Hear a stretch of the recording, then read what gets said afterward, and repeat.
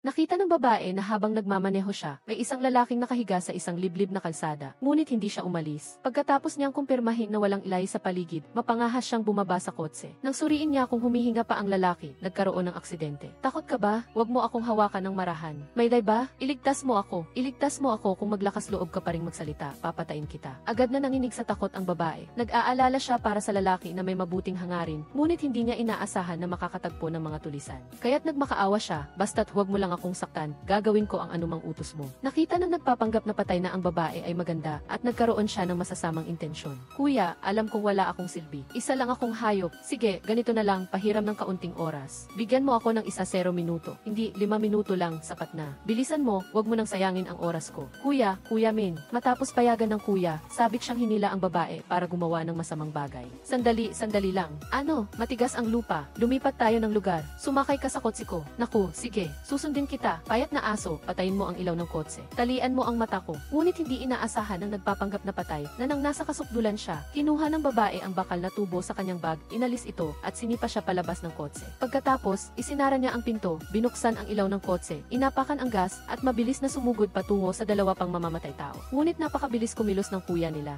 Direktang tumalon sa windshield sa harap na pinipigilan ang babae na makatakas. Sa ganoong kalapit na distansya, naalala ng babae ang mukha nito. Pagkatapos, pinili niya ang tamang oras upang biglang i-turn ang manibela at iitsa ang mamamatay tao. Dahil sa sugat, kaya niyang kumurap habang pinapanood ang babae na magmaneho palayo. Sa parehong oras, ang babae sa kotse ay natatakot pa rin at sa wakas ay nakatanggap ng tawag mula sa kanyang kasintahan. Kaya agad niyang pinindot ang answer button, Hello, 11. Kakausapin ko lang si Yuzi. Papunta na ako para makipagkita sa kanya. May nakilala akong masamang tao. Ipadadala ko sa iyo ang aking lokasyon. Sa kabutihang palad, nasugatan ang masamang tao, kaya hindi siya humabol. Sa wakas, nakatakas ang babae sa panganib. Nang dumating ang pulis sa pinangyarihan, natuklasan nila na ang lahat ng ebidensya ay nawasak. Ang nagpapanggap na patay ay naging mummy. Ang tanging bagay na maaaring matukoy ay batay sa mga bakas ng dugo. Sa pinangyarihan, may hindi bababa sa 2 suspect na nakatakas. Kaya upang malaman ang hitsura ng suspect, tinawag ng pulis ang isang sketch artist. Sa pamamagitan ng paglalarawan ng babae, natukoy ang pangkalahatang hitsura ng masamang tao. Bakit pamilyar ang mukhang ito? Pamilyar ang mukha ni Jai. Si Jai ay gumawa ng maraming krimen at si Chen Jinyan ay pamilyar sa kanya. Direktang dinala niya ang mga larawan ng mga suspect para ipakita kay Kiing at hiniling sa kanya na kilalanin ang pangunahing suspect. Siya mismo, tinatawag nila siyang Kuya G. Kuya G.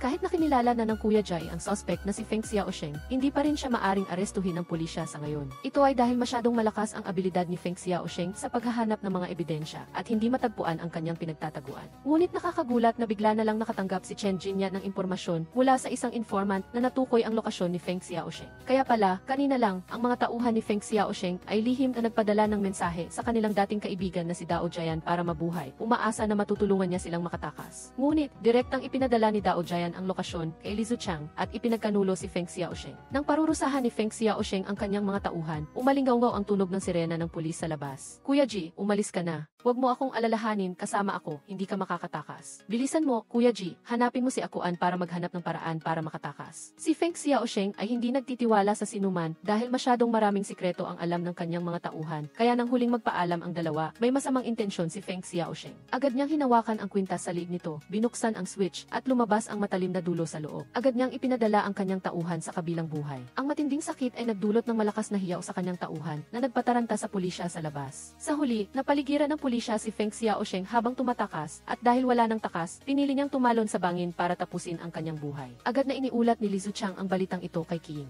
Ngunit, namatay ba talaga siya? Hindi. Ang Ike ay hindi nagsisinungaling, kaya kailangan mong gumaling agad. Nang marinig ni King na patay na si Feng Xiaosheng, sa wakas ay nakahinga siya ng maluwag. Ngunit hindi niya inaasahan na sa sandaling bumalik sa normal ang kanyang buhay, ang taong kinatatakutan niya ay magpapakita muli. Nang tingnan niya ito, nataranta siya. Natuklasan niya na ang general manager sa kanyang harapan ay kamukha ng mamamatay tao na kumidnap sa kanya. Kinilabutan siya dahil sinabi ng pulisya sa kanya kahapon na nagpakamatay ang mamamatay tao sa pamamagitan ng pagtalon sa bangin. Ngunit ngayon ay nasa harap siya na parang walang nangyari. Naramdaman niya na tiyak na may malaking lihim sa likod ng lahat ng ito. Bagamat nagbago na ang hitsura ng lalaki at naging general manager, hindi pa rin makakalimutan ni Kiing na ang mga mata nito ay eksaktong katulad ng kay Feng Xiaosheng. Kaya't hinanap niya ang pulis na humawak sa kaso at sinamahan siya sa gusali ng kumpanya ng general manager. Nais niyang ilantad ang kanyang peking pagkatao sa harap ng pulis. Nang makita niya ang general manager na bumaba sa kotse, agad niyang binuksan ang pinto ng kotse at sumigaw ng kanyang pangalan, Feng Xiaosheng. Inakala ni Kiing na ang general manager ay magre-react ayon sa kanyang instinct at inihanda niya ang isang high-resolution professional na kamera upang i-record ang kanyang ekspresyon. Ngunit nanatiling kalmado ang general manager na parang walang nangyayari at pinindot ang elevator button. Ngunit bago siya pumasok, hindi sinasadyang kinuyom niya ang kanyang kamao. Ngunit hindi ito napansin ni King. Mananampalataya kayo sa akin. Sina Yuzi at Feng Xiaosheng ay tiyak na may kaugnayan. Hindi ako nagkamali. Pareho ang mga mata nila. Dahil sa ginawa ni King, inakala ni Li Zuchang na may problema siya sa pag-iisip. Dahil nakita niya mismo na tumalon si Feng Xiaosheng sa bangin at ang kanyang katawan ay nagna-test na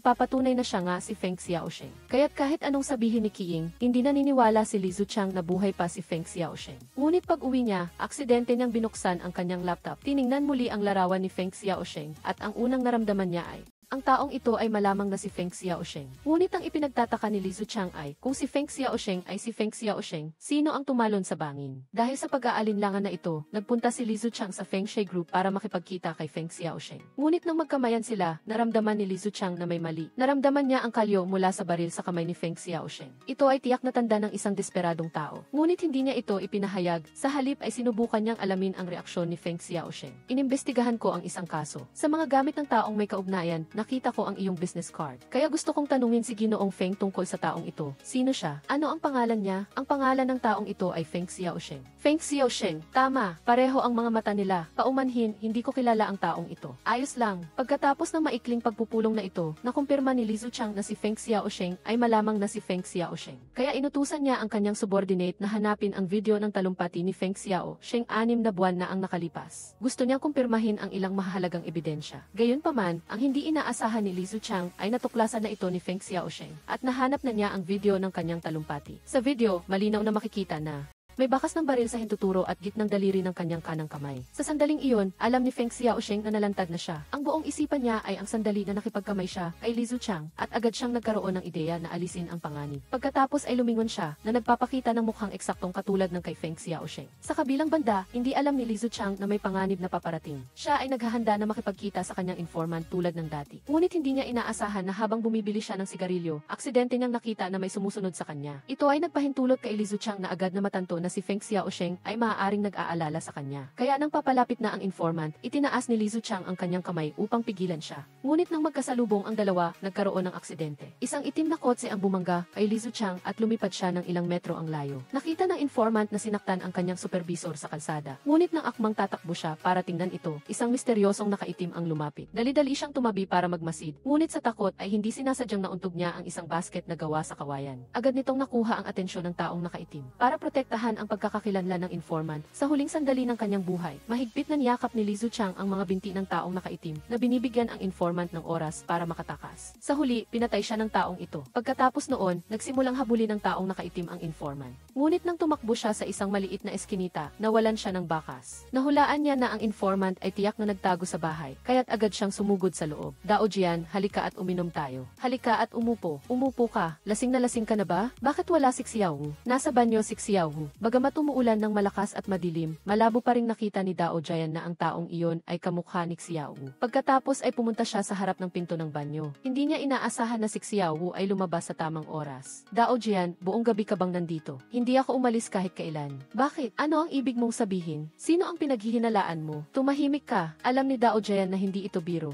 Dahil napatay lang niya ang isang opisyal ng pulis, kaya hindi niya madaling paniwalaan si Xiaowu. Ngunit sa kabutihang palad, ang kuya ni Xiaowu na si Shangka ay naging tagapamagitan na nagsasabing si Xiaowu ay kasama niya buong gabi. Ang tanging bagay lang ay pumupunta siya sa banyo sa tuwing umiinom siya ng isang bote ng beer. Pumunta na siya sa banyo ng 8 beses sa buong gabi. Bagamat medyo nag-aalinlangan pa rin si Dao Jian kay Xiaowu, ang mga salita ni Shangka ay nagpawi sa kanyang pagdududa. Ngunit nang aalis na siya, bigla niyang napansin ang kanyang basang sapatos. Agad siyang nakaramdam ng kung ano. Kaya, pumasok siyang muli sa silid para hanapin si Xiaowu. Xiaowu, itaas mo ang iyong paa at tingnan natin. Sinabi ko, itaas mo ang iyong paa. Baliw ka ba? Ano ito? Sa sandaling ito, tuluyan ng nalito si Dao Jian. Ang sapatos ni Xiaowu ay walang bakas ng pagkabasa. Napilitan siyang maniwala na ang tumakas kanina ay hindi talaga si Xiaowu. Ngunit niloko man ni Xiaowu si Dao Jian, hindi niya maloloko si Shangka, nakasama niya araw-araw. Dahil kaninang umaga nang dumating si Xiaowu, hindi ito nakasuot ng puting sapatos na ito. Dahil dito, kinailangan ni Xiaowu na umamin kay Shangka na siya ang hinahanap ni Dao Jian. Kaya pala, nang tumakbo siya pabalik, ang unang ginawa niya ay hubarin ang kanyang kapote. Pagkatapos makita na basa ang kanyang sapatos, kinuha niya agad ang isang pares ng sapatos sa tabi para palitan ito. Kaya nakaligtas siya sa isang pagkakataon. Nang marinig ito, gusto ni Xiangka na malaman kung bakit hinahanap ni Dao Jian si Xiao. Nakita ko si Dao Jian na tumulong sa isang tao na tumakas. Sino ang tinutulungan? Hindi ko alam. Hindi na nga hasik Xiao una aminin na isa siyang pulis na inilagay bilang isang informant sa tabi ni Xiangka. Si Xiangka ay maaari lamang magpanggap na hindi niya alam ang dahilan ng pagkamatay ni Li Zuchang. Ngunit sa loob niya ay labis siyang nasasaktan. At ang dahilan kung bakit gustong patayin ni Dao Jian si Li Zuchang ay dahil nakatanggap siya ng utos mula kay Feng Xiaosheng. Kahapon, nang bumisita si Li Zuchang kay Feng Xiaosheng, hindi sinasadyang nahawakan niya ang kalyo ng baril sa kamay ni Feng Xiaosheng at pinaghihinalaan na siya si Feng Xiaosheng. Ngunit hindi inaasahan na natuklasan din ito ni Feng Xiaosheng. Upang hindi malantad ang kanyang pagkatao, direktang inutusan niya si Dao Jian na alisin si Li Zuchang. Ito ay nagpahintulot kay Feng Xiaosheng na pansamantalang makatakas sa batas. Ngunit ang taong pinakagusto niyang paghigantihan ay si Qiying dahil noong kinidnap niya si Qiying, hindi lang pinatay ni Qiying ang payat na aso, kundi tinawagan pa ang pulisya na nagpilit sa kanya na tumalon sa bangin para magpakamatay. Ngayon, ginamit niya ang pagkakakilanlan ni Feng Xiaosheng para muling mabuhay at tiyak na gagawin niyang mas malala pa ang buhay ni Qiying kaysa sa kamatayan. Hindi na nagpanggap si Yuzi. Direkta niyang ipinakita ang kanyang nakakatakot na mukha na katulad ni Feng Xiaosheng sa harap ni Qiying na nagdulot ng paninigas sa takot kay Qiying. Ngunit nang magising si Qiying, nagulat siya na nasa kanyang bahay siya at hindi pa niya nahuhubad ang kanyang medyas. Dahil dito, natakot siya. Dahil hindi siya nagsuot ng medyas kapag natutulog. Kaya, paano siya nakauwi kagabi? Ito ay isang misteryo na kailangang malutas agad. Kaya, nagmadali siyang pumunta sa surveillance room ng kanyang apartment complex para tingnan ang kamera sa elevator kagabi. Ngunit nakakita siya ng isang hindi kapanipaniwalang eksena. Isang babae na may kaparehong hitsura at tindig sa kanya ang pumalit sa kanya at pumasok sa kanyang palapag. Mayroon pa bang video pagkatapos niyan? Gusto kong makita ang susunod. Rewind mo ng kaunti. Ha? Bakit wala na? Ay, nakalimutan ko. Nasira ang kamera sa hating gabi. Kinaumagahan lang ako nakapagpatawag ng tao para ayusin ito. Alam ni Qiying na ang babae kanina ay tiyak na isang stand-in na inupahan ni Feng Xiaosheng.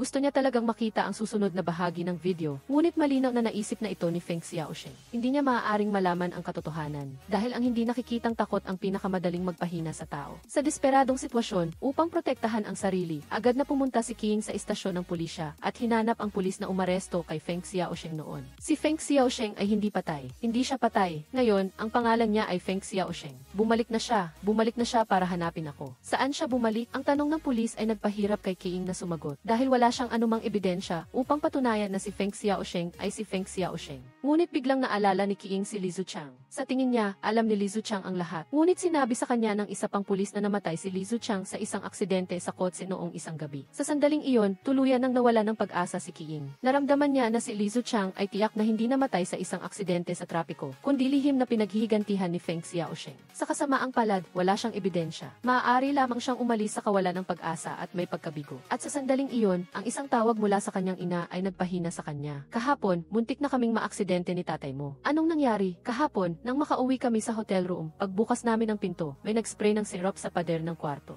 At nakasulat din sa dingding ang salitang titide. Natatakot akong mamatay. Si Qiying lang ang nakakaalam kung ano ang ibig sabihin ng salitang iyon. Ngayon, lihim na sinusubaybayan ni Feng Xiaosheng ang buong pamilya mula sa dilim. Walang nakakaalam kung anong nakakatakot na gawain ang gagawin ng mamamatay tao na ito. Ngunit hindi pinili ni Qiying na umupo at hintayin ang kamatayan. Nang tumawag si Feng Xiaosheng, mabilis niyang binuksan ang voice recorder. Feng Xiaosheng, hindi ka patay. Sinaktan mo si Li Zuchang. Binantaan mo rin ang mga magulang ko. Ginawa mo ang lahat. Nagre-record ka, hindi ba? Gusto ni Qiying na ipagtapat ni Feng Xiaosheng ang kanyang krimen, ngunit hindi niya inaasahan na matutuklasan ito sa loob ng isang segundo. Hindi niya inaasahan na si Feng Xiaosheng, noong gabing dinala siya pauwi. Nag-install na siya ng mga kamera sa loob ng kanyang bahay. Ngayon, ang bawat kilos niya ay nasa ilalim ng pagsubaybay ni Feng Xiaosheng. Agad na sinabi ni Feng Xiaosheng kay Qiying na patayin ang recorder, at sinabi sa kanya na sa ganitong paraan lamang hindi masisira ang kanyang pamilya. Ang pamilya ko ay walang kinalaman dito. Ngunit ikaw ay nagkasala. Pinatay mo ang aking tauhan. Napilitan lang ako. Sabi mo, hindi ka tatawag sa pulisya. Ngunit hindi lang ikaw tumawag sa pulisya. Inilarawan mo pa ang hitsura ko sa kanila. Halos mabaliw si Qiying dahil kay Feng Xiaosheng. Siya ay isang mahinang babae na kinidnap ng 3 mamamatay tao. Nang malapit na siyang saktan, sinamantala niya ang pagkakataon na patayin ang masamang tao at makatakas. Hindi niya alam kung ano ang kanyang ginawang mali, ngunit si Feng Xiaosheng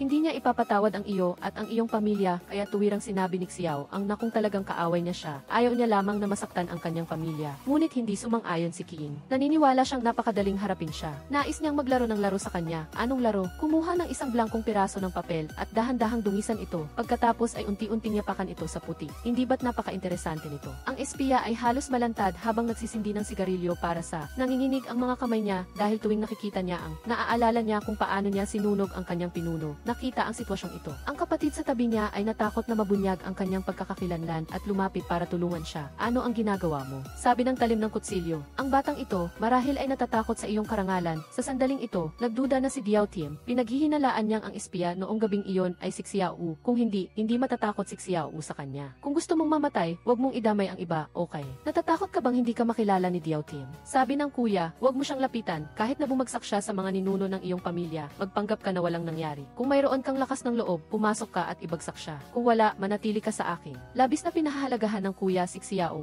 at ayaw niyang maagang mawala ang buhay niya. Kaya maraming beses siyang matagumpay na nailigtas si Xiao mula sa kamay ni Diao Tim. Ngunit hindi inaasahan ng kuya na maliban sa nasaksihan ni Xiao si Diao Tim na ang pagpatay sa isang pulis. Sa katunayan, siya ay isang espiya rin ng pulisya sa criminal organization na ito. Ngunit mula nang makita ni Xiao na sinunog ni Diao Tim ang pinuno ng pulisya na pinakakatiwalaan niya, hindi na siya nagkaroon ng lakas ng loob na maging espiya. Isa lamang siyang sibilyan at hindi pulis. Natatakot siyang isang araw ay papatayin siya ni Diao Tim, kaya humingi siya ng kuya na palayain siya upang magpatuloy sa pagde-deliver ng pagkain. Makinig ka sa akin, hindi sa ayaw kitang paalisin. Kung aalis ka ngayon, bukas ay papatayin ka niya ng kutsilyo. Maniwala ka. Alam mo na kung ano si Diao Tim, nakita mo kung paano siya nagpapatay ng tao, paano kanya mapapatawad. Ngayon ay wala nang pag-atrasan si Xiao.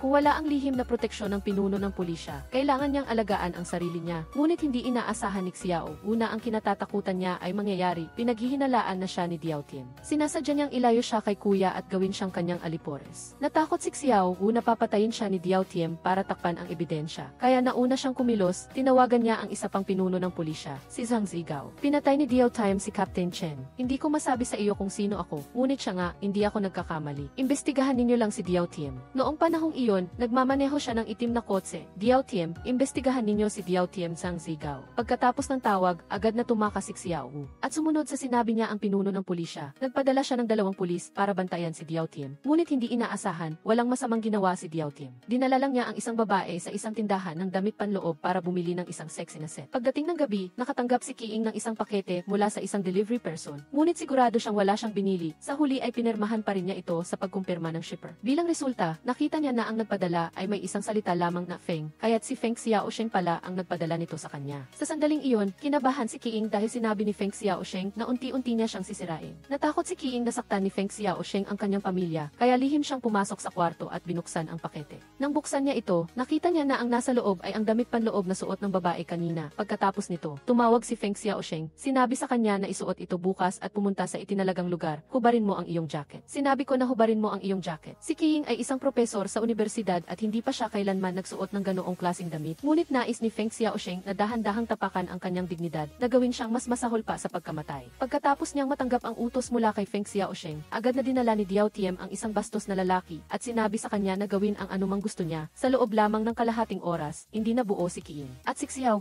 pagkatapos niyang matanggap ang utos mula kay Diao Tim, agad niyang dinala si King sa ospital. Ngunit ang hindi inaasahan ni Xiao ay, nang sinabi ni Diao Tim na bantayan niya si King, biglang tumunog ang kanyang telepono. Sino iyan? Si Meng He ba? Ako si Xiao Tongbin mula sa Criminal Police Team. Kilala mo si Captain Chen. Sa sandaling ito, nasa harapan ni Xiao si Diao Tim, at kahit nakaunting pagkakamali ay tiyak na ikamamatay niya. Ang kanyang utak ay umiikot, nag-iisip ng paraan para malutas ang mahirap na sitwasyong ito. Sino ang bibili ng bahay? Hindi mo ba nakikita kung gaano karaming pera ang mayroon ako? Araw-araw mo akong tinatawagan para magbenta ng bahay. Huwag mo na akong tawagan. Kahit na napakatalino ng paghawak ni Xiao sa sitwasyon, napansin ni Diao Tim ang kanyang kakaibang ekspresyon. Anong proyekto ang ibinebenta? Anong proyekto? Hindi ko talaga napansin ito. Sa totoo lang, plano kong bumili ng bahay kamakailan. Hindi ito magandang bahay. Ang magandang bahay ay hindi mag-aalala na hindi ito mabibenta at inaanunsyo taon-taon. Ibigay mo sa akin yan. Ngayon ay wala nang pagpipilian si Meng Hui. Kung hindi niya ito ibibigay, ibig sabihin mayroon siyang tinatago. Kung ibibigay niya ito at malalaman na siya ay isang espiya, ang damo sa kanyang puntod sa susunod na taon ay magiging 50 sentimetro ang taas. Sa pakiramdam ng pagkabahala, kinailangan ni Meng He na ibigay ang kanyang telepono. Agad-agad, di niya aldengyo ang numero at may banta. Ipinahiwatig niya kay Meng He na kausapin ang kabilang pani. Sa ilang segundo ng paghihintay, naramdaman ni Meng He na siya ay isang bilanggo na naghihintay na agawin ang kanyang buhay ng hukom. Ngunit nang mag-ugnay ang tawag, isang himala ang nangyari. Hello, ito ang Anju Real Estate Brokerage. Ako si Xia Wang. Mayroon ba akong matutulungan sa iyo? Gusto mo bang bumili ng bahay? Hindi. Gusto mo bang magbenta ng bahay? Hindi rin. Kung gayon, gusto mo bang umarkila ng bahay? Kamakailan, tumaas ang presyo ng upa. Maaari naming suriin ang lokasyon ng bahay para sa iyo at tulungan kang makipag-ayos ng magandang presyo. Umalis ka. Sa kabutihang palad, si Captain Xiao, bilang isang detective sa loob ng maraming taon, ay may malaking karanasan sa pagharap sa mga ganitong bagay.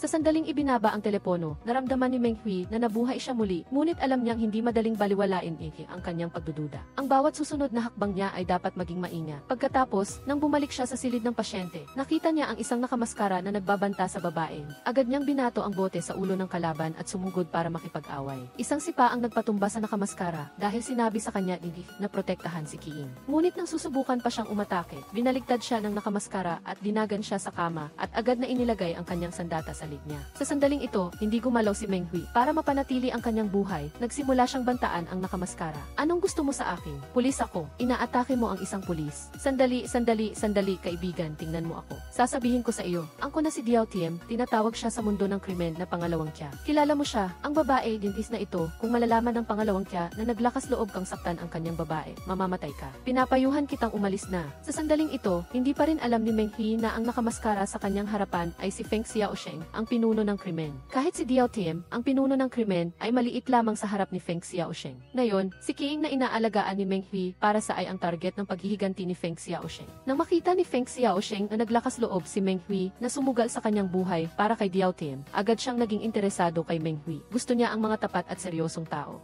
Kaya kinabukasan, tinawag niya si Diao Tiem sa kanyang opisina at sinabi sa kanya na ibigay si Meng Hui sa kanya para maging alipores. Siyempre, hindi naglakas loob si Diao Tiem na tumanggi. Nang makita ni Meng Hui si Feng Xiaosheng, agad niyang naaalala ang sinabi ni Captain Chen. Ang taong nasa larawan na ito ay si Feng Xiaosheng, ang anak ni Feng Yun, ang tagapagtatag ng Feng Corporation. Siya ngayon ang chairman ng kumpanya. Naalala ni Meng Hui na si Captain Chen ay iniimbestigahan si Feng Xiaosheng nang siya ay sinaktan ni Diao Tiem. Tiyak na may nakatagong lihim na walang nakakaalam. Kailangan niyang magtago sa tabi nila para maghanap ng lahat ng ebidensya ng kanilang krimen para makapaghiganti siya kay Captain Chen na nawala ng masunuring anak na babae dahil sa kanyang maisakit na ama. Nilihim niyang pinalitan ang gamot ng kanyang ama ng gamot sa alta presyon at bilang resulta, halos mamatay ang kanyang ama sa shock pagkatapos uminom nito. Sa silid ng ospital pasensya na, naniniwala ka ba sa akin? Baka magiging maayos ang lahat. Pinili ni Qiing na isugal ang buhay ng kanyang ama dahil sa sapilitang pag-utos ni Feng Xiaosheng sa kanya. Upang makatakas sa kanyang kontrol, isinadula ni Qiing ang mapait na plano na ito dahil sa pamamagitan lamang ng paglayo ng kanyang pamilya sa kanya. Maaari siyang makipagsapalaran sa kanyang buhay kasama si Feng Xiaosheng nang walang alalahanin. Kaya't kinagabihan, ginamit ni Qiing ang dahilan na malubha ang sakit ng kanyang ama at nagtungo kay Feng Xiaosheng para humingi ng pahintulot na payagan ang kanyang ama na pumunta sa ibang lugar para sa mas mahusay na paggamot. Ngunit hindi niya inaasahan na maglalaro si Feng Xiaosheng ng laro sa kanya.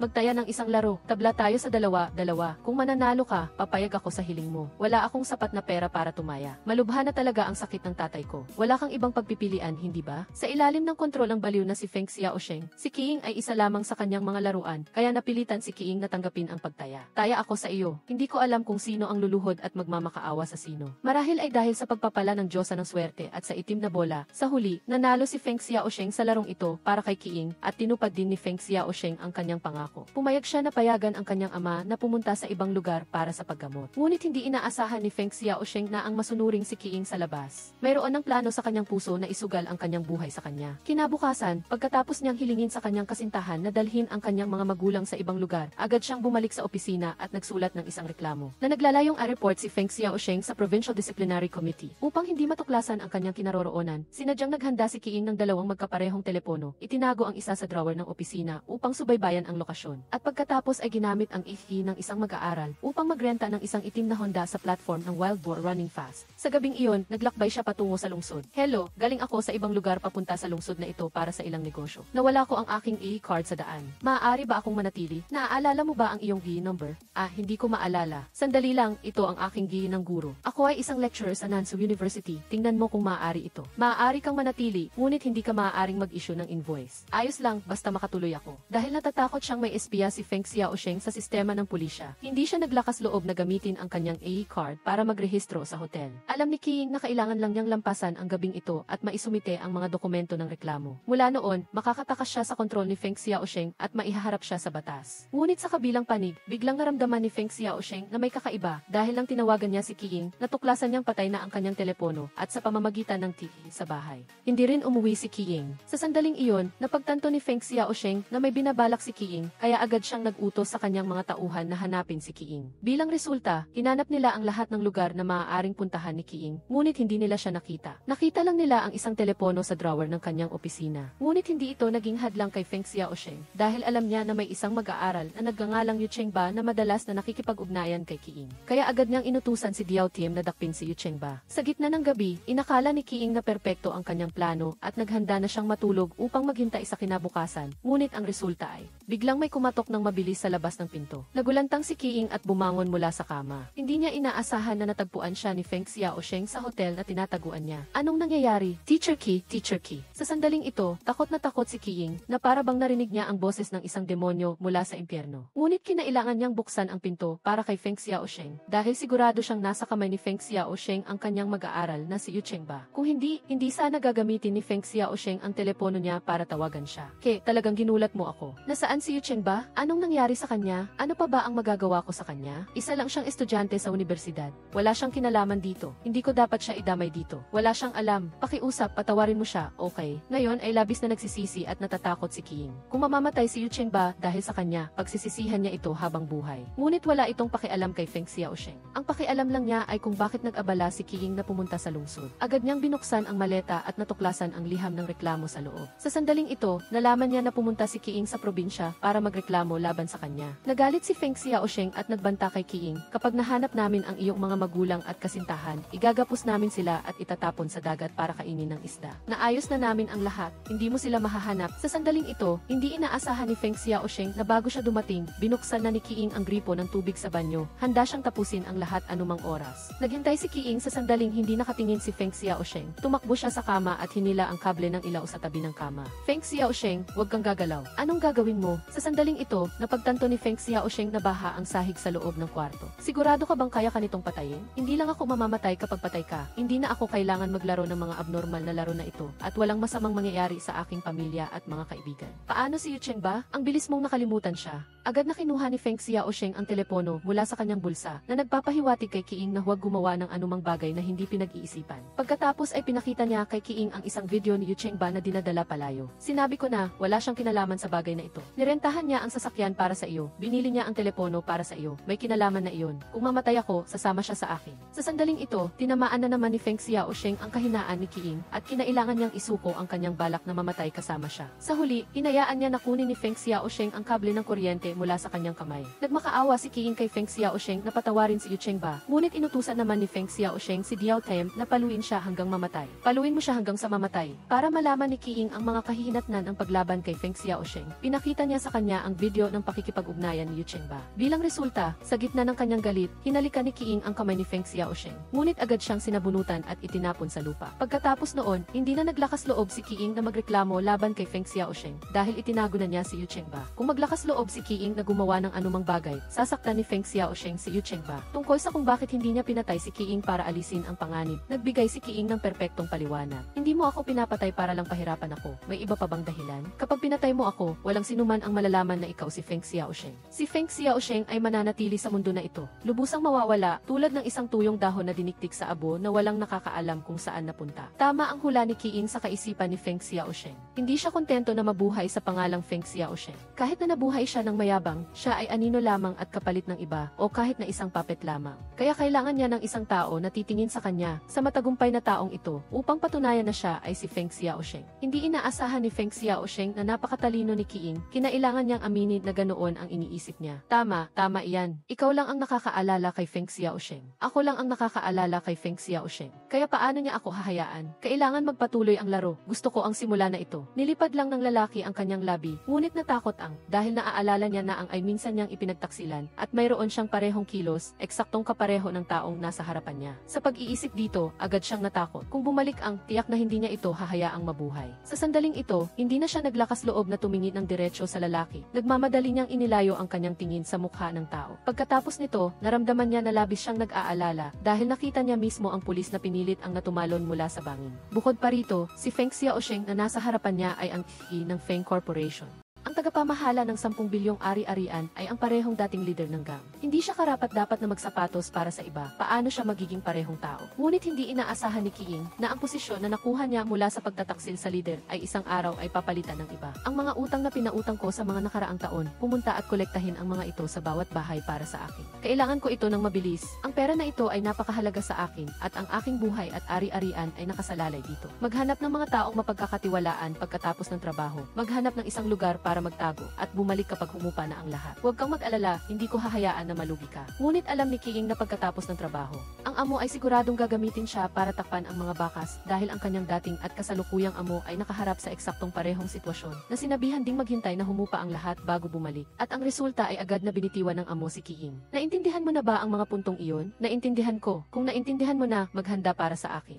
Mula ngayon, ang kanyang teritoryo ay magiging sa iyo. Salamat sa dalawang tiyuhin. Sa panahong iyon, inakala ni King na siya ay mahalaga sa amo. Ngunit ngayon ay tiningnan niya ang kanyang sarili at nakita na isa lamang siyang piyesa na itatapon ng walang awa pagkatapos gamitin. Ngunit ngayon, sa aral mula sa dating amo, si King ay mailakas ng loob na labanan ang amo. Matapos kolektahin ang lahat ng pera mula sa mga tauhan, agad na nilamon ni King ang lahat. Ninakaw ang 40 milyong pera ng amo at tumakas. Nang marinig ito ng amo ay labis siyang nag-alala, agad siyang lumapit sa kanyang biological na kapatid, si Feng Xiaosheng, na nasa likod ng Feng Group upang pag-usapan kung paano haharapin ang sitwasyong ito. Ngunit hindi inaasahan, si Feng Xiaosheng ay hindi nag-aalala sa halaga ng pera. Siya ay nag-aalala na ang kanyang kapatid ay biglaang naglipat ng pera sa labas, na magiging dahilan para mapansin ng pulisya dahil ang Provincial Investigation Team ay kasalukuyang nagmamanman sa Feng Group. Kung matuklasan na sinusubukan nilang ilipat ang mga ari-arian sa ibang bansa, ang daan-daang bilyong halaga ng kumpanya ay ma-freeze at hindi maililipat. Kaya, sinabi ni Feng Xiaosheng sa kanyang kapatid na huwag mag-ingay at ituring na walang nangyari. Seryoso, walang nangyari. Paano naman si King? At paano naman ang pera na kinuha niya? Ang 40 milyong iyon ay hindi maliit na halaga. At ang tungkol sa iyong kapatid, hanapin si King ng palihim, huwag gumawa ng ingay. Ang mawala ng pera ay maliit na bagay, ngunit ang maalarma ang pulis ay malaking bagay.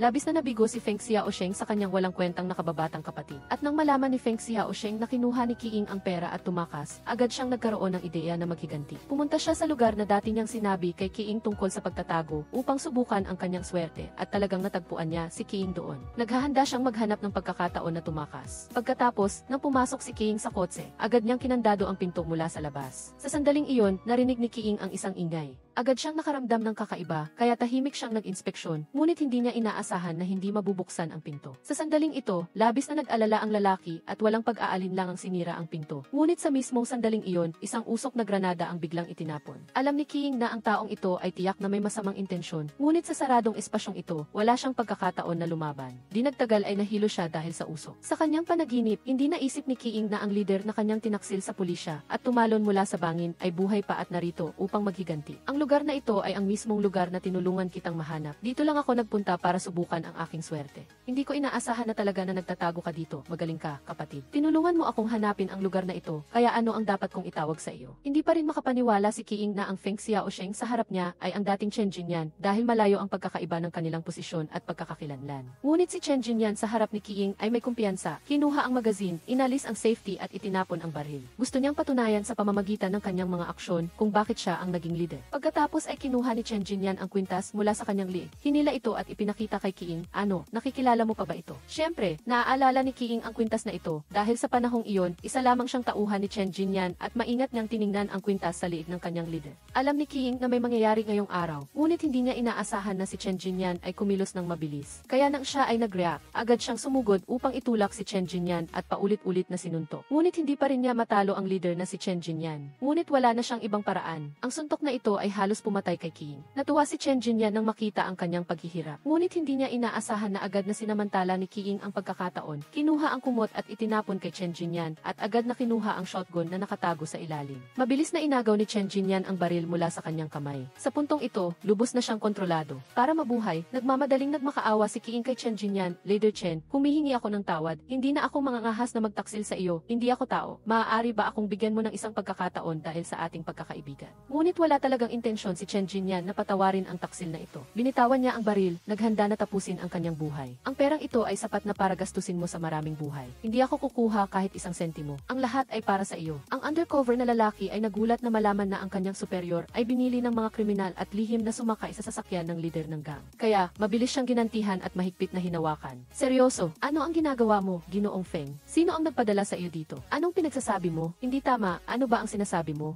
Sa sandaling ito, maaari lamang magpanggap si Xiao Wu na inosente at manalangin na hindi siya pinagtaksilan ng kanyang superior. Kung aaminin niya na siya ay isang undercover, siguradong mamamatay siya ng hindi buo. Anong pinagsasabi mo? Ikaw mismo ang nagsabi sa akin na magmaneho para sa iyo. Matigas talaga ang bibig mo. Sabihin mo na lang kung ano ang gusto mo, wag nang magpaligoy-ligoy. May kaunti ka pa ring lakas ng loob. Ako ay driver mo lang. Hindi kita ipinagkanulo. Hindi ko kailangang tiisin ito. Titigil na ako sa paglilingkod sa iyo, tapos na. Hindi na nag-abala si Feng Xiaosheng na makipag-usap kay Xiao Wu. Ang mga undercover ay dapat natanggalin sa ugat. Pagkatapos, kinuha niya ang baril mula sa drawer, inalis ang safety at itinutok ito sa dibdib ni Xiao Wu. Magpatuloy ka at ihahatid kita sa iyong mga ninuno. Ilan mang beses mo akong tanungin, ganoon pa rin ang isasagot ko. Kung nagdududa ka sa akin, barilin mo na lang ako. Ngunit bago mo ako barilin, sabihin mo kung ano ang mali na ginawa ko. Bakit mo ako sinisisi? Masyadong matagal ng undercover si Xiao Wu kaya naging matapang na siya. Kung magpapakita siya ng kahit kaunting pagkakamali sa puntong ito, siguradong tatamaan siya ng bala. Nakikipagsapalaran siya kay Feng Xiaosheng na hindi pa nito alam na isa siyang undercover na pulis. Hindi niya inaasahan na mananalo siya sa taya. Nagduda lang si Feng Xiaosheng sa pagkakakilanlan ni Xiao Wu dahil nakakita siya ng listening device sa sasakyan. Hindi pa niya natatanggap ang impormasyon tungkol sa undercover mula sa pulisya. Sa sandaling ito, naalaala din ni Xiao Wu ang eksenang nangyari.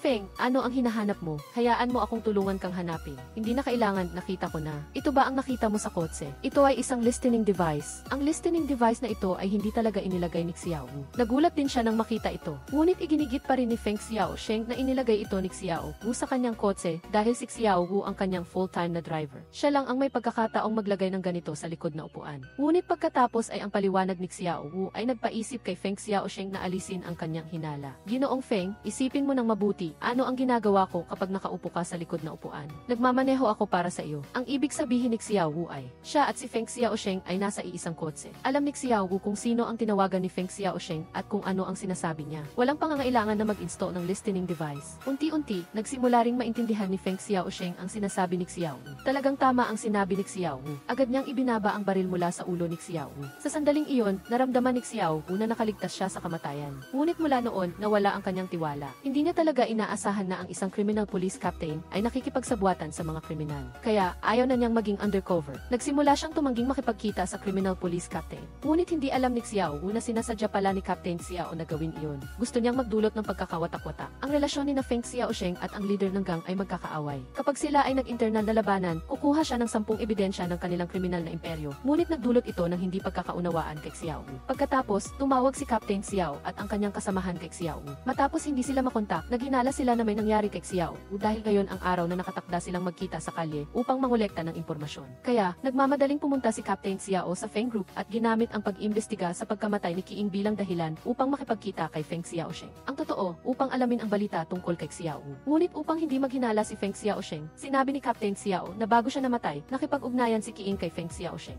Ngayon, narito ako upang alamin ang sitwasyon. Gusto kong malaman kung ano ang ginawa ni Feng Xiaosheng sa araw na namatay si Qiing. Agad na kalmadong tinawag ni Feng Xiaosheng ang kanyang sekretarya. Matapos suriin ang schedule, sinabi niyang nagpapahinga siya at nangingisda noong araw na iyon. Nag-iisa ka lang ba? Mayroon bang makakapagkumpirma? Noong araw na iyon, kasama ko ang aking driver. Tawagin mo si Xiao Wu dito. Nang marinig na ayos lang si Xiao Wu, nakahinga ng maluwag si Captain Xiao. Ngunit si Xiao Wu, na nasa labas ng pinto, ay nakita si Captain Xiao at Feng Xiaosheng na magkasama at natakot na baka isumbong siya ng kalaban, kaya balisa siyang pumasok sa silid. Chairman, tinawag mo ba ako? Ito si Captain Xiao. Kumusta? Kumusta? Sinabi ni Feng Xiaosheng na mayroon siyang kailangang gawin at umalis na muna.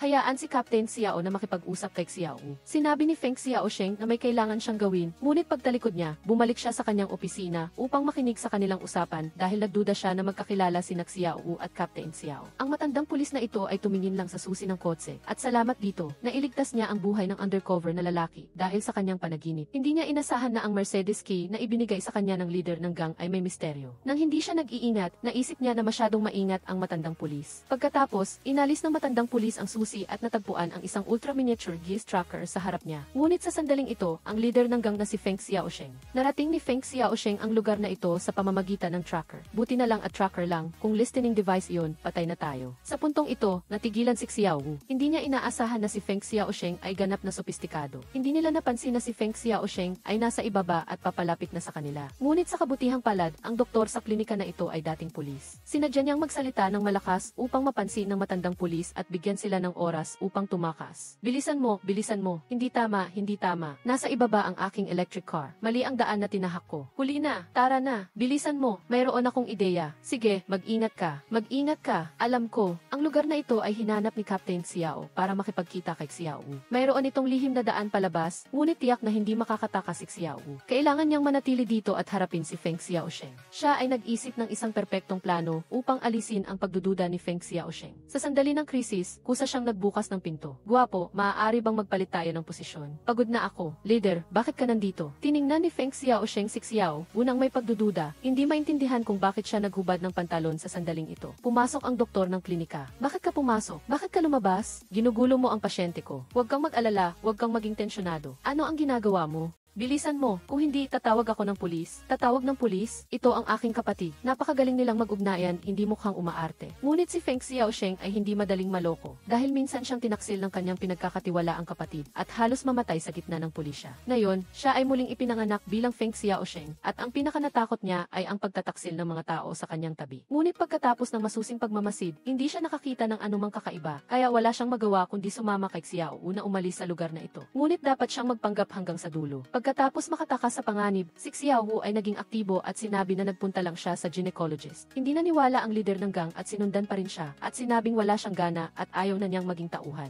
Saan man siya maghanap ng trabaho, kaya niyang buhayin ang kanyang sarili. Pagkatapos ay ibinalik niya agad ang Mercedes na regalo ni Feng Xiaosheng. Gayunpaman, nang siya ay aalis na, itinulak siya ni Feng Xiaosheng sa pader. Dati, tinaksil ako ng aking kapatid at muntik na akong mamatay. Kaya, sa mga susunod na kapatid, kailangan kong maging maingat. Maglipat tayo ng ibang lugar para mag-usap. May mahalagang bagay na dapat sabihin. Ang pag-arte ni Xiao Wu ay napakagaling na ang mapanirang duda na si Feng Xiaosheng ay lubos na naniwala sa kanya. Pagkatapos, itinuring ni Feng Xiaosheng si Xiao Wu bilang kanyang pinagkakatiwalaan at pinasama siya sa negosyante sa ibang bansa at ibinalik ang susi ng Mercedes sa kanya. At si Xiao Wu, na matalino, ay ipinakita ang kanyang katapatan sa negosyante sa pamamagitan ng pagbibigay ng Mercedes na regalo ni Feng Xiaosheng sa negosyante. Lubos itong ikinatuwa ng negosyante na itinuring si Xiao Wu bilang isang mapagpasalamat at tapat na tauhan. Dahil dito, si Xiao Wu ay nakapasok ng mas malalim sa Feng Group at sa mga susunod na kaganapan, unti-unti niyang matutulungan ang pulisya na buwagin ang kriminal na grupo na ito. Nagulat ang undercover na ito nang malaman na ang mga nagbebenta ng iligal na kalakal ay nagtago ng ginto sa mga semento upang ilipat ang itim na pera sa ibang bansa sa pamamagitan ng mga manual na transportasyon. Ngunit nang nais niyang tingnan ng mas malapitan, tila napansin siya nila. Kaya dali-dali siyang yumuko. Hindi niya inaasahan na direktang lalapit ang kalaban. Sa puntong ito, labis na kinakabahan ang undercover at walang malay na nagsimulang umatras. Hindi niya inaasahan na sa susunod na segundo, madudulas siya at mahuhulog. Pagkatapos ng ilang paggulong, nawalan siya ng malay. Gayunpaman, kahapon, ang undercover ay isa sa mga miyembro ng grupo. Ngunit hindi niya inaasahan na bago pa man magsimula ang misyon, kinuha na ng leader ang kanyang telepono. Kaya, upang maipadala ang impormasyon ng mga smuggler sa pulisya, sadyang nagdrawing si Xiao unang 5 Peppa Pig. At ang mga taong iyon na walang alam ay natuwa dahil ang hugis ng Peppa ay halos kapareho ng kanilang mga pisikal na katangian.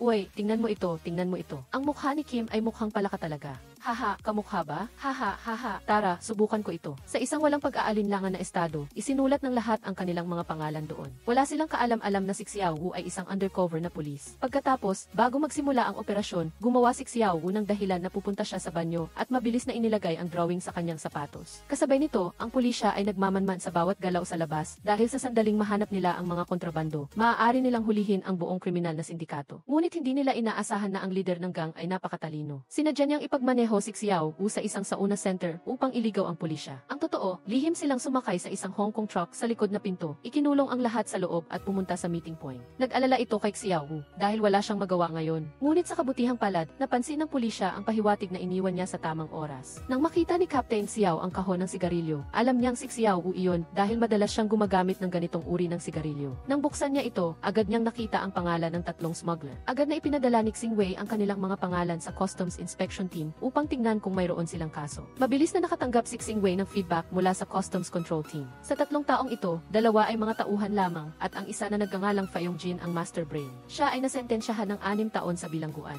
Kasalukuyang nagdududa ang Customs Control Team na siya ang utak sa likod ng maraming kaso ng smuggling. Dahil sa mahalagang pahiwatig na ito, ang Bureau agad na nag-utos ang hepe na i-upload ang kanilang mga litrato sa intranet upang makilala ng mga pulis sa mga traffic checkpoint. Kapag nakita sila, dapat silang hayaan na makadaan, sundan sila hanggang sa meeting point at hulihin ang lahat ng sabay-sabay. Ngunit hindi nila inaasahan na si Fayong Jin ay tuso at naghanda ng 5 truck upang iligaw ang pulisya. Kasabay nito, upang maiwasan ang pagtagas ng impormasyon sa telepono, binigyan niya ang lahat ng telepono na tumatanggap lamang ng tawag at hindi makatawag. Walang nakakaalam kung aling truck ang may tunay na produkto. Ngunit ang nakakapagtaka kay Xiao Wu ay ang tatlong iba pa ay binayaran ng 50,000, samantalang siya ay 3,000 lang. Ngunit ang kakaiba ay ang kanyang truck ang may pinakamaraming produkto. Nagduda siya na ang tunay na produkto ay nasa kanyang truck. Kaya para makumpirma ang kanyang hinala, nagpa siya si Xiao Wu na tingnan ang loob ng sasakyan. Ngunit ito ay selyadong-selyado, kaya hindi niya makita ang laman ng trunk. Sa sandaling iyon, tumawag si Jinyan. Hello, Jinyan. Xiao Wu, bakit ka huminto? May naligaw na aso na tumawid sa kalsada. Muntik ko na itong masagasaan. Ayos lang, magmaneho ka na kaagad. Walang magawa si Xiao Wu kundi sundin ang napagkasunduan at ihatid ang mga kalakal sa lugar ng pinag-usapan. Samantala, tulad ng plano, pinalusot din ng mga pulis ang sasakyan.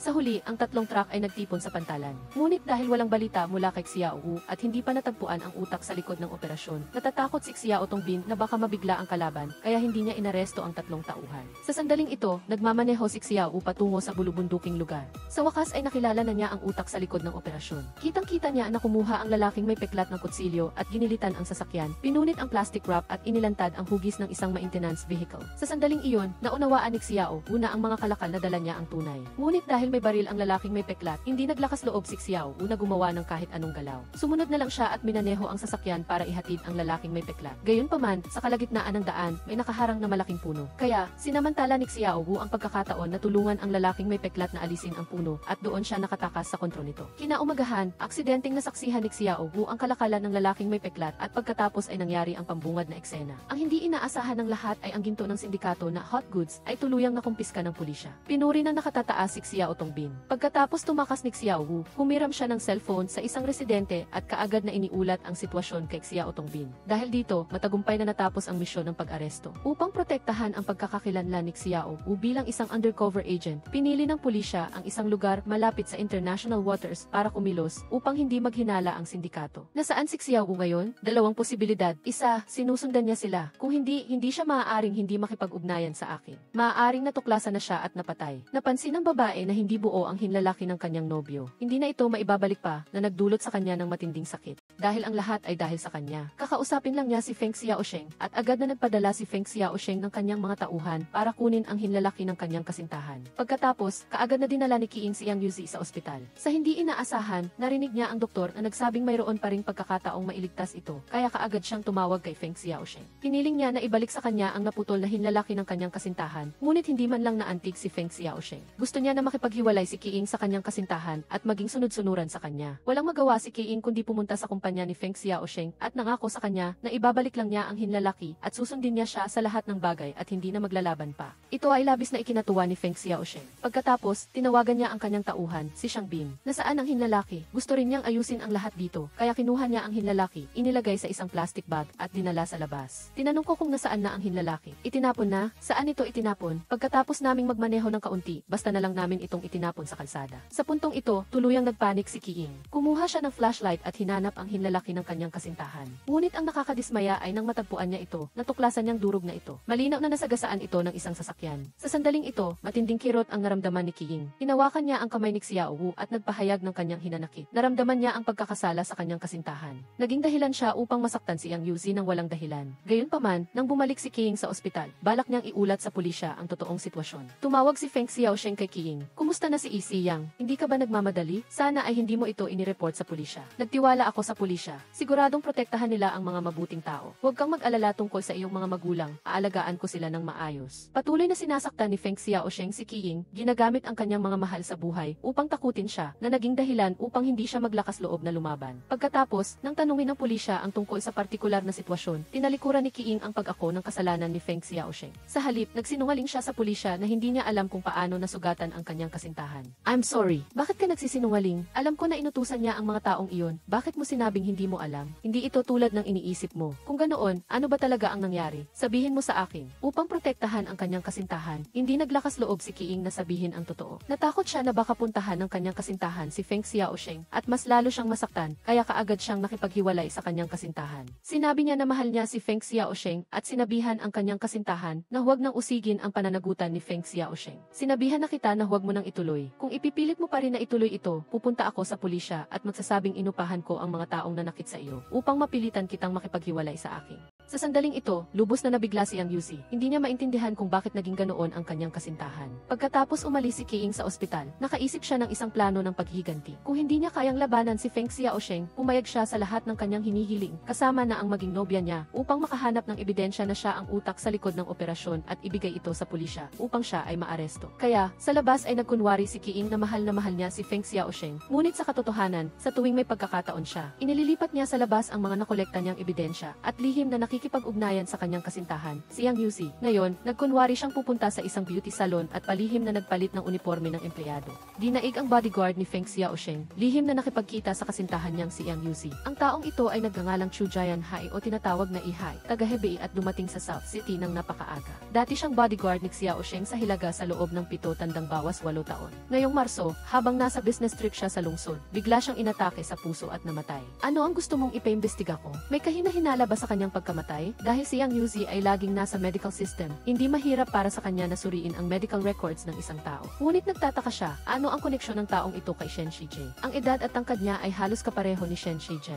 Inihinala ko na siya talaga ang tumalon mula sa bangin. Kung makakabalik sa buhay si Shen Shijie, tiyak na ang nasa ilalim ng bangin ay isang panakip butas. Kung matutukoy ang pagkakakilanlan niya, kahit papaano ay mapapatunayan sa pulisya na buhay pa si Shen Shijie. Kung siya nga si Feng Xiaosheng, kailangan pa rin ng mas maraming ebidensya. Ngunit hindi inaasahan ni Qiing na nang iniisip niyang walang butas ang kanyang kilos ngayon, laking gulat niya nang pagbalik sa silid ay nadiskubring matagal na siyang hinihintay ni Feng Xiaosheng. Qiing, saan ka kumuha ng lakas ng loob? Saan ka kumuha ng lakas ng loob para maging ganito katigas ang ulo? Dahil mahal mo ako. Alam mo rin bang mahal kita? Mahal kita, hindi ko inaasahang mamahalin kita. Kaya kaganyan kaangas. Ginagawa mo ang gusto mo, tama? Maging makatwiran ka. Hindi ako pwedeng maging kalmado. Kung makatwiran ako, pinatay na sana kita. Alam mo ba, kahit sa panaginip, hindi naisip ni Feng Xiaosheng na isang araw ay mamahalin niya si Qiing. Ang taong kontrolado niya dati ay magsiselos ng sobra dahil nakita niya ang dati niyang nobyo. Kaya mula sa sandaling ito, ang malamig at walang pusong-puso niya ay mayroon ng nakamamatay na kahinaan. Hindi na magiging manika si Qiing sa kanyang mga kamay, kundi magiging alalahanin na kokontrol sa kanya. Nang magalit siya at balak patayin ang dating nobyo ni Qiing, pinigilan siya ni Qiing, sinasabing kung maglakas loob si Feng Xiaosheng nasaktan si Yang Yuzi.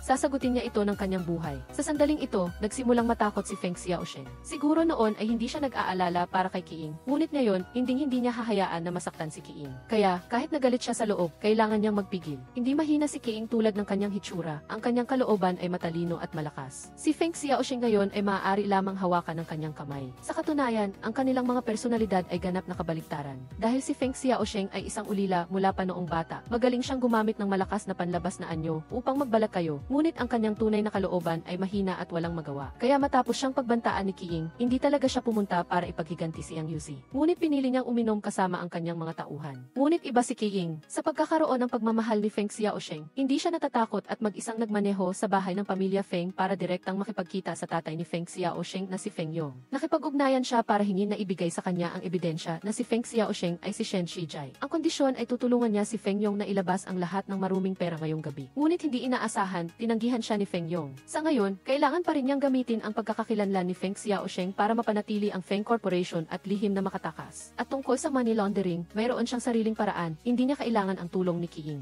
Sigurado ka, talaga bang iniisip mo na kapag sinunog mo ang Austin Racing School, wala ka nang dapat alalahanin? Naghanda si Qiying bago siya dumating. Mayroon siyang maraming ebidensya na nagpapatunay na ang Feng Corporation ay nagpeke ng mga deposito ng sasakyan. Kung ilalabas ito, mapupunta sa gitna ng unos ang kumpanya at wala ng oras para ilipat ang pera. Ito ang nagpilit kay Feng Yong na isaalang-alang ang pakikipagtulungan kay Qiying. Kasabay nito, dumating si Feng Xiaosheng na nakasakay sa lumang Bentley. Natatakot siyang saktan ni Feng Yong si Qiying. Sa sandaling ito, tumunog ang telepono ni Qiying. Sigurado siyang si Feng Xiaosheng ang tumatawag, kaya sinadya niyang hindi sagutin para mag-alala si Feng Xiaosheng. Samantala, hindi alam ni Feng Yong. Darating na si Feng Xiaosheng at kalmado pa rin siyang nakikipag-usap kay Qiying para sa isang kolaborasyon. Narinig ito ni Feng Xiaosheng. Naghahanda si Feng Yong na ibigay ang ebidensya kay Qiying. Sa sandaling ito, nagmadaling nagbago ng saloobin si Qiying at tumayo. Sinabing ayaw niyang makipagtulungan kay Feng Yong at ayaw niya ng ebidensya na si Feng Xiaosheng ay si Shen Shijai. Dahil iniisip niya na hindi talaga ibibigay ni Feng Yong ang ebidensya. Kahit na ibigay niya, papayagan ba ito ni Feng Xiaosheng? Kung kukunin ko ang mga ebidensya na ito, mabubuhay pa ba ako? Bukod pa rito, hindi niya ako sasaktan ngayon dahil gusto niya ako. Alam ko iyon. Kaya bakit ko siya kakalabanin?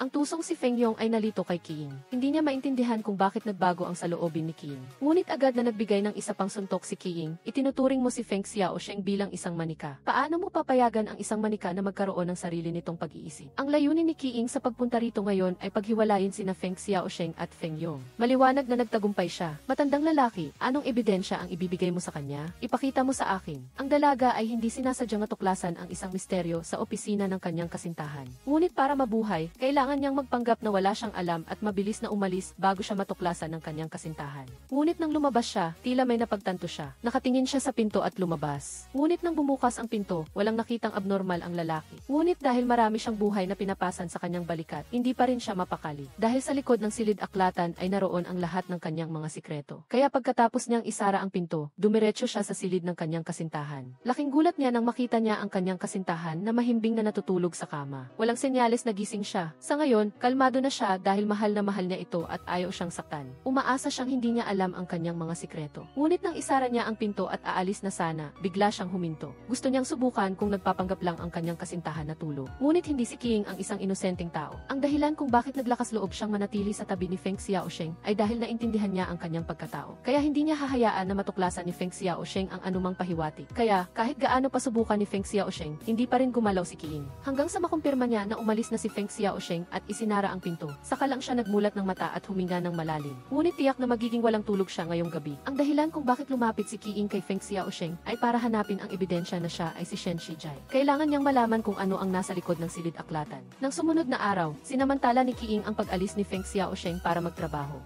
Nakasandal siya, muling binuksan ang code lock ng silid-aklatan. Ngunit hindi inaasahang, kahit pinaliktad niya ang buong silid-aklatan, hindi pa rin niya makita ang switch para buksan ang lihim na silid sa kabilang panig. Sina Feng Xiaosheng at Feng Yong ay nag-away rin. Ang tusong matandang si Feng Yong ay sinabi na bibigyan niya si Feng Xiaosheng ng $5 bilyon, ngunit sa katunayan ay nagpadala siya ng kanyang nakababatang kapatid para salakayin ang bahay ni Feng Xiaosheng. Nais na kunin ang financial ledger ng Feng Corporation na nasa kamay niya. Sa ganitong paraan, hindi na siya mababantaan ni Feng Xiaosheng. Ngunit hindi niya inaasahan na natuklasan ng matalinong si Xiao Wu ang isang bagay na kakaiba at sinunggaban ang headset ng kanyang kasama. Hindi sinasadyang narinig ni Feng Yong ang kanilang pag-uusap. Pagkatapos nito, nagmadali siyang tawagan si Feng Xiaosheng. Tio, ipinadala ko na ang aking mga tao sa bahay. Talaga bang gusto mong magkasama tayong maglaho? Ikaw mismo ang gumawa ng mga bagay na walang labasan. Maaari tayong maging kapwa-benepisyo, ngunit pilit mo akong itinutulak sa bingit ng kamatayan. Sa kasalukuyan, hindi pa naglalakas loob si Feng Xiaosheng na harapin si Feng Yong dahil hawak niya ang ilang bilyong dolyar. Kung hindi niya niya makukuha ang mga dokumento at password. Hindi makukuha ang pera sa bangko sa ibang bansa. Ngunit galit sa kalooban si Feng Xiaosheng dahil sa panloloko ni Feng Yong, kaya pinatay niya ang kanang kamay nito at nagmadaling bumalik sa bahay. Dahil hindi lang siya nag-aalala na kukunin ang mga ledger.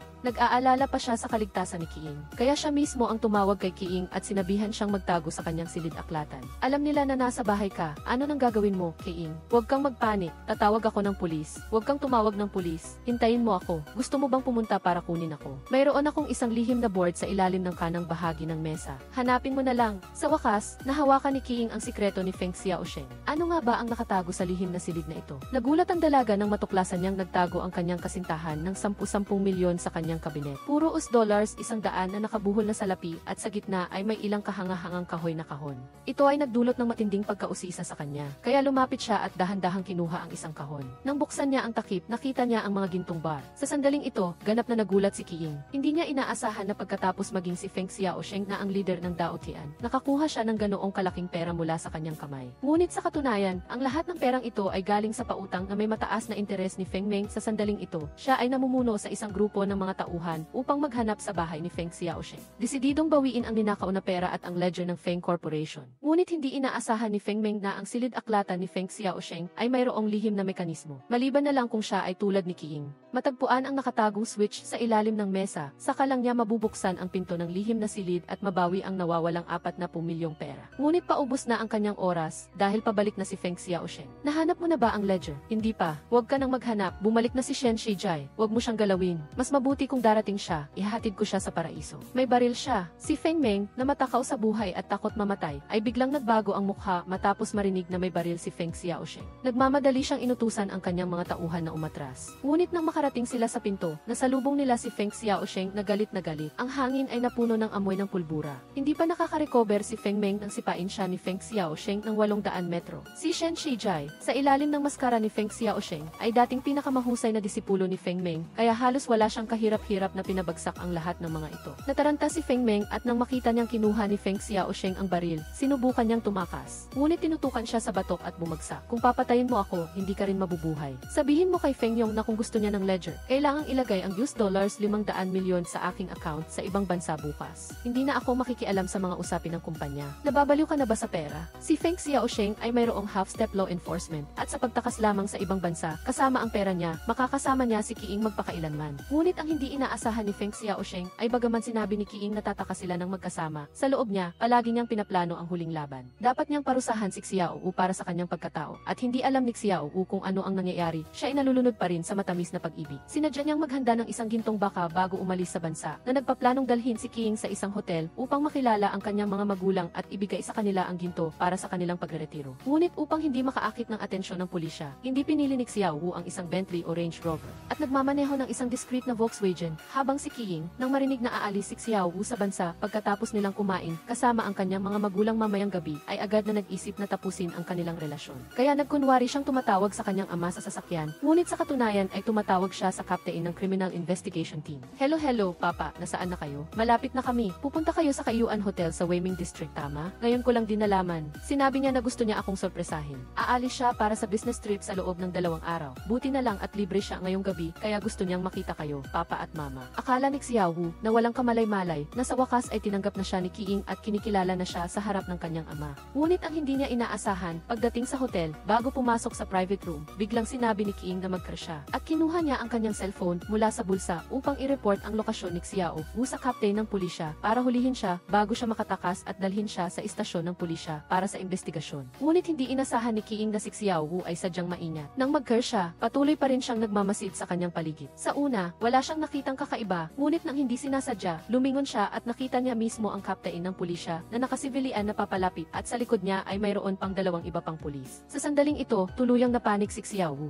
Dali-dali siyang nagtago sa likod ng pader upang obserbahan ang sitwasyon. Agad niyang naintindihan na tiyak na si Qiing, ang taong pinakamamahal niya, ang nagtaksil sa kanya. Harap sa katotohanan ito, tuluyang gumuho si Feng Xiaosheng. Palagi niyang pinaplano ang isang magandang kinabukasan kasama si Qiing, ngunit hindi siya kailanman minahal ni Qiing at gusto pa siyang itulak sa kamatayan. Paano ito nangyari? Mayroon siyang libro sa kamay at mayroon din siyang baril. Naunawaan niya at kumilos kaagad. Gayunpaman, pagkatapos umalis ng lahat ng pulisya, galit na lumabas si Feng Xiaosheng mula sa sulok ng pader. Ang kanyang mga mata mata ay puno ng pagkamuhi at nakatitig siya kay Qiing. Ngunit agad na kinuha ni Qiing ang kanyang cellphone at tinawagan ang pulisya mismo sa harap niya. Nang masaksihan ang lahat, tuluyang nawala ng pag-asa si Feng Xiaosheng. Ngunit gusto pa rin niyang isama si Qiing. Ang hindi niya inaasahan, biglang may pulis na lumitaw sa likod ni Qiing at kinuha ang baril niya para asikasuhin siya. Nang makita ang sitwasyon, kailangan ni Feng Xiaosheng na iwan si Qiing at tumakas mag-isa. Sa kabutihang palad, dumating ang kanyang mga tauhan sa tamang oras para tulungan siya at tinulungan siyang makatakas mula sa paghabol ng pulisya. Hindi na siya kasama sa ating landas. Sa sandaling ito, nasasaktan si Feng Xiaosheng na halos hindi siya makahinga. Hindi na siya ang malamig at walang pusong tao tulad ng dati. Binago ni Qiing ang kanyang kapalaran. Kinabukasan,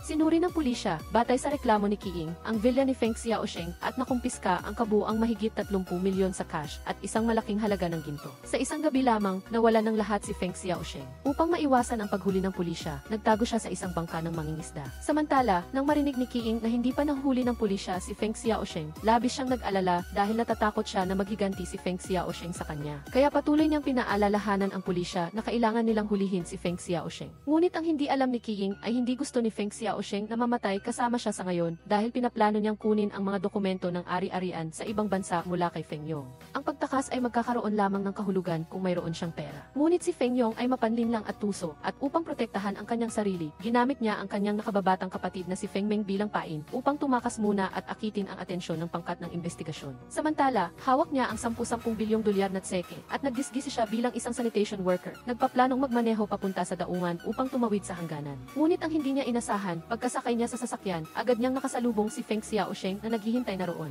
Magandang damit, saan ka pupunta? Sa Hongshakuto Station. Mali ba ako? Papunta ka sa direksyon na iyon, di ba? Itinapon mo ang sarili mong kapatid bilang pain upang ilihis ang atensyon ng pulisya at pangkat ng investigasyon. Ikaw lang ang may kayang gawin iyan. Sa mata ng mga kriminal na ito, ano man ang ihay, sila ay mga kasangkapan lamang na ginagamit nila. Nakita ni Feng Xiaosheng ang lahat. Xiao Wu, ibigay mo lang sa akin ang 5 bilyong dolyar. Ibibigay ko agad sa iyo. Ibigay mo sa akin ang mga gamit. Anong gamit? Ang tanda mo na kaya nakakalimutan mo, di ba? Tulungan kitang maalala. Naalala mo na ba? Ibigay mo sa akin ang mga gamit. Alam ni Feng Yong na si Xiao Wu ay napakabalasubas, kaya upang mabuhay, kailangan niyang ilipat ang ilang bilyong dolyar sa ibang bansa at ibigay ang mga tseke. Kapag mayroon ako nito, kukuha ako ng pera. Kung wala ako nito, wala akong makukuha kahit isang sentimo. Huwag mong kalimutan, ako si Feng Xiaosheng. Pagkatapos niyang makuha ang mga dokumento ng ari-arian sa ibang bansa, ang unang bagay na hindi niya pinili ay tumakas, ngunit humingi siya ng tulong sa kanyang kaibigan na si Ahay, ang matalik na kaibigan ni Qiing, para pilitin si Qiing na makipagpalit ng tao. Pagkatapos mailigtas si Lian Lian, dinala ni Ahay si Qiing upang makilala si Feng Xiaosheng, at silang lahat ay magtatakas sa ibang bansa. Akala ni Feng Xiaosheng na ligtas na siya, kaya nagsimula siyang mangarap. Nang dumaan siya sa isang tindahan ng pangkasal na damit, naisip niya ang kanyang kasal kay Qiing, kaya binili niya ang pangkasal na damit at ibinigay kay Qiing. Inakala niya na si Qiing ay magkakaroon ng pakiramdam ng pagkakasala sa kanyang pagtataksil, ngunit ang lahat ay ilusyon lamang niya. Sinabi ni Qiing na gusto lang niya na mahuli siya ng pulisya. Sa pagkarinig nito, agad na nagbago ang mukha ni Feng Xiaosheng. Ang pag-ibig niya kay Qiing ay nagpatalo sa kanyang pag-iisip. Kung hindi siya magiging malambot, kailangan niyang maging matigas. Agad niyang kinuha ang baril na nasa mesa at binantaan si Qiing. Qiing, pumunta ka rito at halikan mo ako. Patawarin kita, maaring kong ituring na hindi nangyari ang lahat ng nakaraan. Sinabi ko na pumunta ka rito at halikan mo ako, kaya lumapit ka sa akin ngayon. Dahan-dahang lumapit si Qiing kay Xiao Wu. Nang akala niya na nagsisisi na siya at bumabalik na sa kanya, biglang inatake siya ni Qiing ngunit nabigo ito. Gusto niyang maintindihan kung bakit patuloy siyang nililinlang ni Qiing. Malinaw na hindi niya ito gusto, ngunit nagpapanggap pa rin siyang fiance niya. At agad na sinagot siya ni Qiing upang mabuhay, upang makapaghiganti. Nasa ulo na ang baril, paano pa ako makakapagpatuloy sa pagsisinungaling? Pagod na ako, ayaw ko nang magsinungaling. Gusto ko lang na patayin mo ako sa isang putok. I-shoot mo ako, patayin mo ako. Dahil alam niyang naging kahinaan siya ni Feng Xiaosheng, pumupusta siya na hindi niya ito kayang patayin. Ang hindi niya inaasahan, nanginginig na pinindot ni Feng Xiaosheng ang gatilyo ng baril. Sa huli, lumambot pa rin si Feng Xiaosheng dahil si Qiing na ngayon ang tanging koneksyon niya sa buhay. Kinailangan niyang kumbinsihin ang sarili na ang paglilinlang sa kanya ni Qiing sa loob ng mahabang panahon ay isang paraan din ng pagmamahal sa kanya. Naunawaan mo ba ang pag-ibig? Hindi mo naiintindihan, ngunit maaari kang matuto. Maaari kitang turuan. Aalagaan ko ang lahat. Ganap na. Baliw sa pag-ibig dito. Sa kanyang isip, tanging ang magandang kinabukasan lamang niya, kasama si Qiing ang nasa isip niya. Pagkatapos nito, hindi niya napigilan ang sarili at pwersahang hinalikan si Qiing, ngunit mabilis siyang itinulak nito. Pagkatapos, galit na sinabi ni Qiing kay Feng Xiaosheng na magising na siya at sinabi sa kanya na wala silang kinabukasan at tanging kamatayan lamang ang naghihintay sa kanya. Sabi ko na sa iyo, hindi kita kailanman nagustuhan. Wala akong nararamdaman sa iyo. Mula sa simula hanggang sa huli, ang nararamdaman ko lang sa iyo ay takot, pagkasuklam at galit. Ngunit wala nang pagpipilian si Qiing dahil dahil hindi na siya makatakas sa kontrol ni Feng Xiaosheng. At pagkatapos, kinabukasan, si Feng Xiaosheng mismo ang nagsuot ng pangkasal na damit kay Qiing. At tinali niya ang isang remote-controlled bomb sa baywang nito na konektado sa tibok ng puso niya. Kung huminto ang tibok ng puso niya o kung lumayo si Qiing ng higit sa 200 metro, automatikong sasabog ang bomba. Pagkatapos niyang ayusin ang lahat, nagplano si Feng Xiaosheng na kunin ang $1 billion sa araw ng kasal at tumakas kasama si Qiing. Ngunit ang hindi niya inaasahan, ang kanyang pinagtataguan ay natuklasan na ng Interpol at ng lokal na pulisya. Sunod-sunod silang lumunsad sa isla sa araw ng kasal ni Feng Xiaosheng na naghahanda na simulan ang huling operasyon ng paghuli. Kanina lang, umaasa pa siya na magkakaroon sila ng kasal ni Qiing. Ngunit ang hindi niya inasahan, napalibutan na ng pulisya ang isla kung saan siya nagtatago. Isang pulis na nakasibilyan ang nakahanap kay Qiing at naghanda na para dalhin siya. Ngunit agad na sinabi ni Qiing sa kanya na mayroon siyang isang proximity bomb sa kanyang baywang. Kung lalayo siya ng higit sa 200 metro kay Xiao Wu, automatikong sasabog ito, kaya hindi siya maaaring umalis. Nang marinig ito, agad na kinabahan ang pulis dahil wala siyang kumpletong kumpiyansa sa pagtangga ng bomba. Ngunit sa sandaling iyon, biglang lumitaw si Feng Xiaosheng dahil kailangan niyang dalhin si Qiing at mabilis na makatakas sa pagkupkob ng pulisya. Ngunit pagkapasok pa lang niya sa pinto, agad siyang tinutukan ng baril ng pulis. Gayunpaman, hindi natakot si Xiao Wu dahil ang bomba ni Qiing ay konektado sa tibok ng puso niya.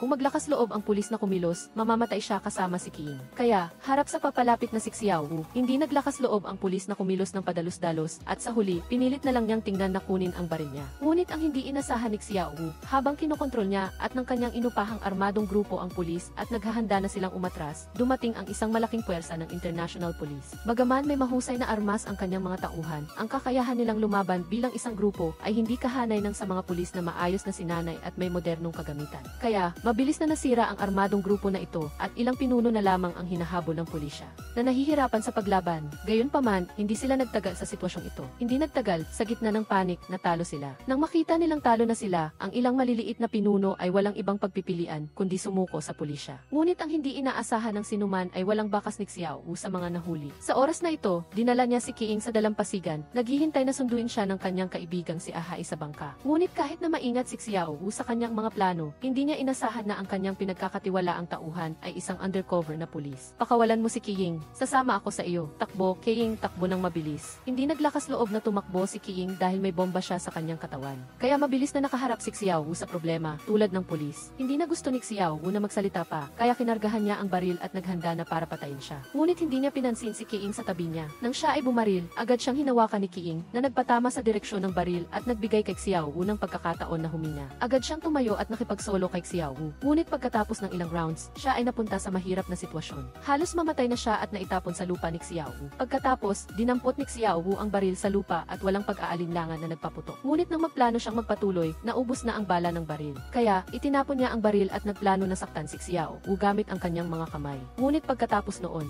narinig ng pulisya ang putok ng baril at pumunta sila sa direksyon na iyon. Nang makita ito, dali-dali na iniwan ni Xiao Wu si Xiao Wu at kinuha si Qiing bilang hostage. Pumunta ka rito at pababain mo ako, huwag kang mag-shoot. Bukod sa manual na pag-activate, ang trigger ay konektado rin sa bagong aparato ni Xiao Wu. Ang bomba na ginawa ni Xiao Wu ay ilang beses nang nasa panganib. Harap sa pagkubkob ng pulisya, pinilit niya si Qiing na sumakay sa bangka ni Ahai. Ngunit sa huli, natalo pa rin si Xiao Wu. Natalo siya sa kamay ni Qiing, ang taong pinakamamahal niya. Mas gusto kong mamatay kaysa sumama sa iyo. Hindi inasahan ni Xiao Wu na mas gusto pa ni Qiing na mamatay kaysa makasama siya. Sa kabutihang palad, ang bomba na ito ay nilayon lamang upang linlangin ang pulisya. Dahil hindi niya kayang iwan si Qiing. Ngayon na nasa bangka na siya at si Qiing, walang magawa ang pulisya sa dalampasigan. Kung walang sorpresa, sa lalong madaling panahon ay makakatakas siya. Ngunit sa huli, may nangyari pa rin. Nang nasa kalagitnaan na ang bangka, inisip ni Ahai na si Qiing ay isang banta at nais niyang patayin siya sa bangka upang alisin ang problema sa hinaharap. Ngunit matindi siyang pinigilan ni Xiao Wu. Ginamit ni Qiing ang pagkakataon na naglalaban silang dalawa. Ginamit ni Qiing ang pagkakataon na nag-aagawan silang dalawa. Nang wala na si Qiing bilang hostage, mabilis na nagdala ang pulisya sa dalampasigan ng mga grenade launcher at agad na tinutukan ang yate ni Xiao Wu. At sa gayon, sa huli ay hindi nakatakas si Xiao Wu. Nahuli siya ng International Police, ngunit hindi niya pinili na tanggapin ang hatol ng batas. Sa halip, nagpasya siyang hayaan si Qiing na masaksihan ang kanyang sariling kamatayan. Dahil sa ganoong paraan lamang, hindi na kailangang mabuhay pa si Qiing sa takot sa mga darating na araw. Ito ang huling lambing na ibinigay niya kay Qiing at ito rin ang tanging pag-ibig na makakapagpainit sa damdamin ni Qiing sa huling sandali ng kanyang buhay, na tumutulong sa kanya na alisin ang kadiliman upang siya ay makabalik sa buhay sa ilalim ng sikat ng araw.